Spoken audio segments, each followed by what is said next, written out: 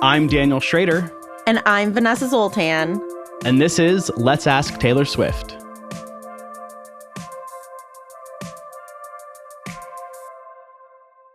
So today, Vanessa, we're talking about the song You're Not Sorry. Have you listened to the song before?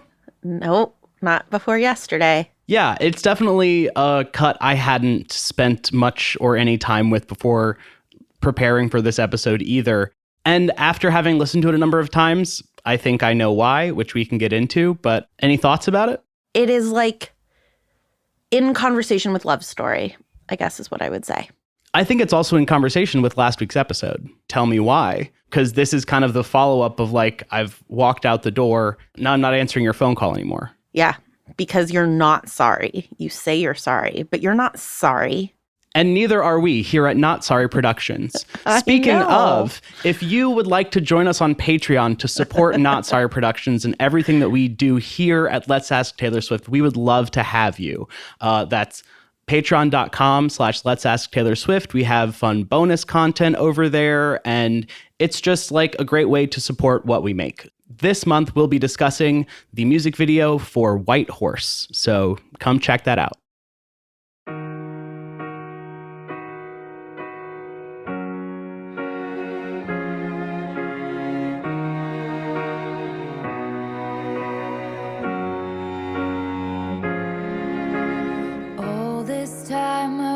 And hoping you would come around. We are asking this song, You're Not Sorry, when do we stop picking up the phone? And Daniel, what liner notes do you have for us before we jump into this question? Sure thing. So just a little bit, pulling again from Taylor's Cut by Cut on Big Machine. She says, "It is about this guy who turned out to not be who I thought he was. He came across as Prince Charming. Well, it turned out Prince Charming had a lot of secrets that he didn't tell me about. And one by one, I would figure them out. I would find out who he really was.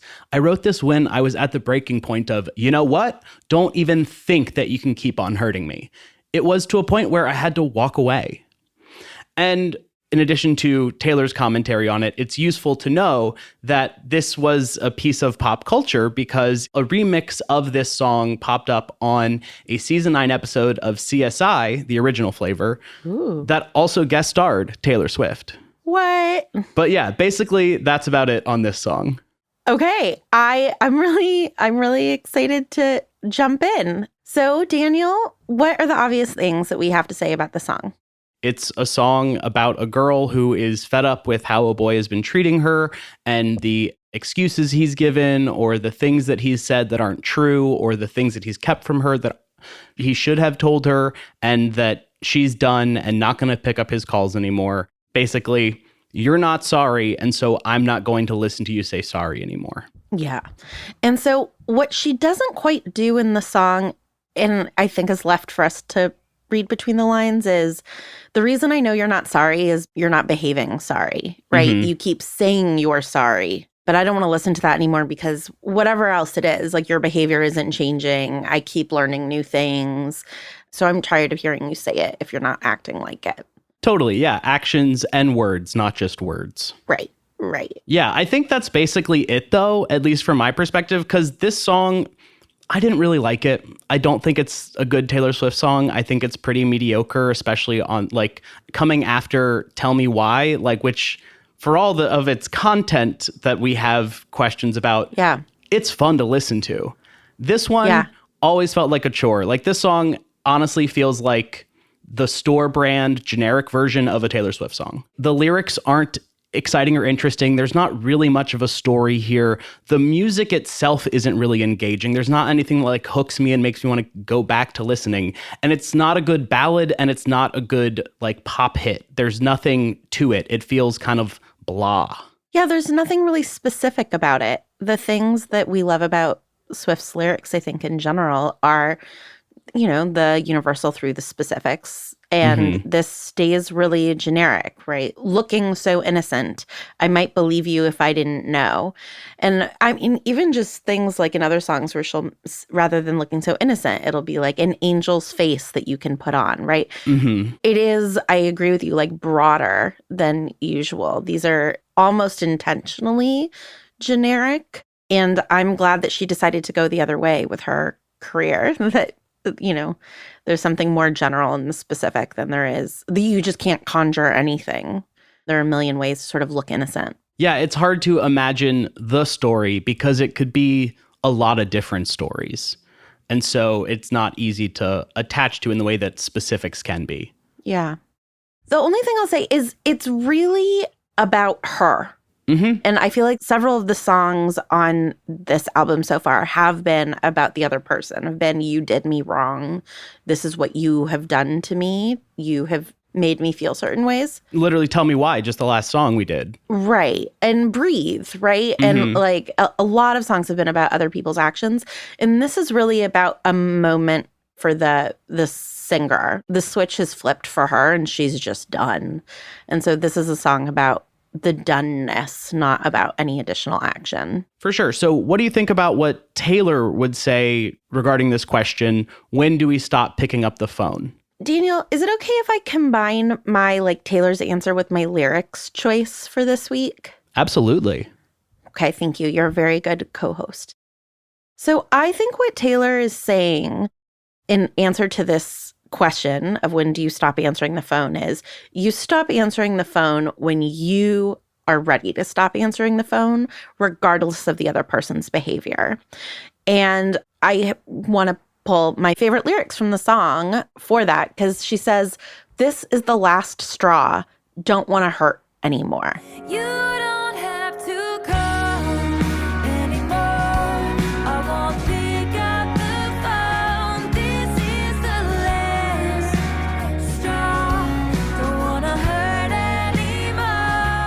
And I really like that. And I actually think it's a great sort of point that we don't stop answering the phone when we've finally gotten that damning piece of evidence that the other person is bad. And we will stop answering the phone even if the other person is great and we just don't want to anymore because we don't like them. We're not feeling the thing. And that it's actually not at all based on hard evidence, that it's when you just don't want to feel a certain way anymore. And there's an honesty to that I really like. I don't want to hurt anymore. I don't want to feel this way anymore. So it's not, she has caught him in lies many times. He has apologized many times. There's nothing special about this piece of information. She's just tired of hurting. And so she's not going to answer anymore. Yeah, I love that you chose those lyrics to start with because the ones that I chose to bring are the ones directly after that, which is, and you can tell me that you're sorry, but I don't believe you, baby, like I did before. And you can tell me that you're sorry, but I don't believe you, baby, like I did before. You're not sorry. No. And I think that also gets at it because it's a loss of belief. It is a loss of faith in the other person. It's a disillusionment that you experience that you're like, oh, I now see them for who they truly are, or I now see myself in this situation that I don't want to be in. So I'm going to stop answering that phone because it's not giving me what it used to give me. Yeah. Yeah. It's entirely about her and where she is. And I think that that's just a really valid answer to the question of when do you stop answering the phone? She's kind of like come up for air and seeing clearly for a moment that like, oh, I've been in this thing that I don't want to be in anymore. And that's the way to stop it.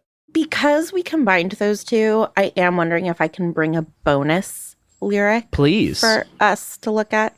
Can you look at this verse with me? It starts with, "You're not sorry, no, no," the chorus. And then it says, "You had me crawling for you, honey, and it never would have gone away, no.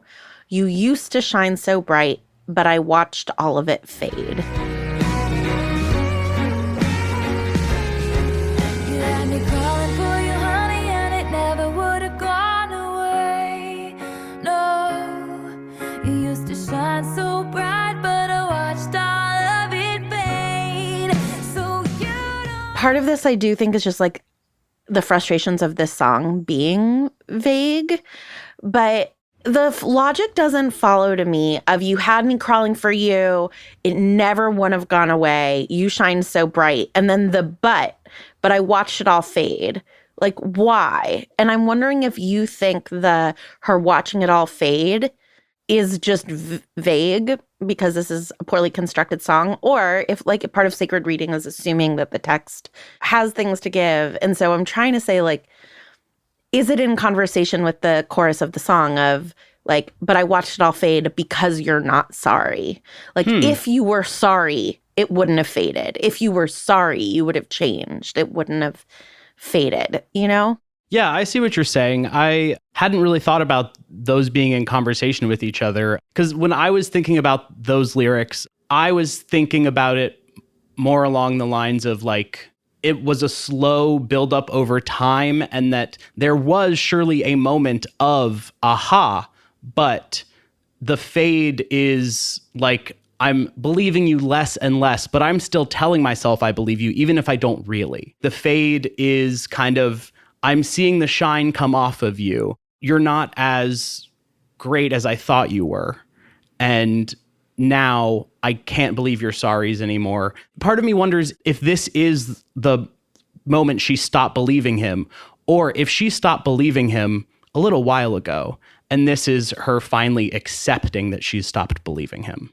Yeah, I find it so confusing. I want to make it part of the answer of you had me crawling for you, honey, and it never would have gone away. No, that any relationship that you think, oh, this will never go away, is a naive relationship where it's inevitable that it'll go away. Yeah, well, and also, like, speaking about naivete, like, the image of crawling, it's like, oh, are you like a helpless baby? But also, like, Right. What is that crawling imagery trying to do here? I don't really understand. Yeah. Is it about humiliation? Is it about... that's a great question. You had me crawling for you, honey. I do wonder, from Taylor's perspective as the songwriter, if the subject is so vague because she didn't have a clear understanding of what she was doing, or if it's vague because it was too close and maybe it hurt too hard to think about and she's not able to articulate herself as well as she could have. Because there's definitely pain in this song. That really comes through. There's so many no's in this, right? Like, no, I'm not answering the call anymore. No, you're not sorry.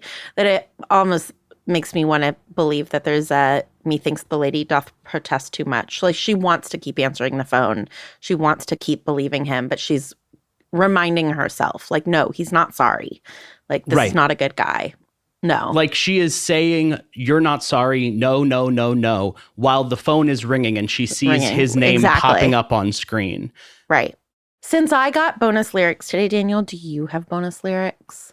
Well, what you just said a little bit ago about like the no repetition made me think about something I was thinking in prep for this episode, and how she repeats believe 2 or 3 times at least.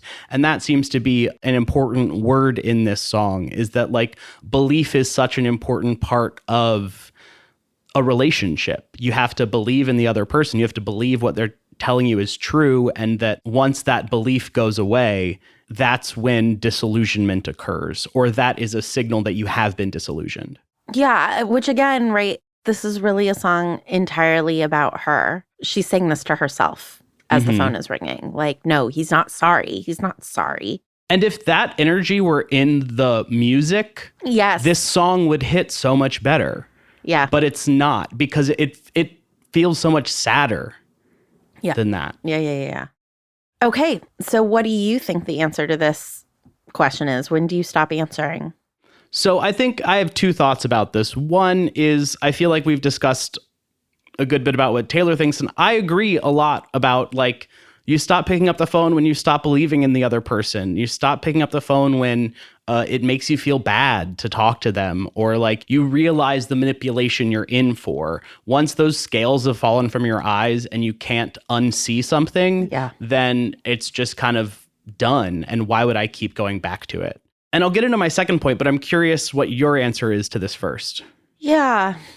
The moment where you feel as though you see someone clearly and that you feel like potentially you've been tricked is so heartbreaking.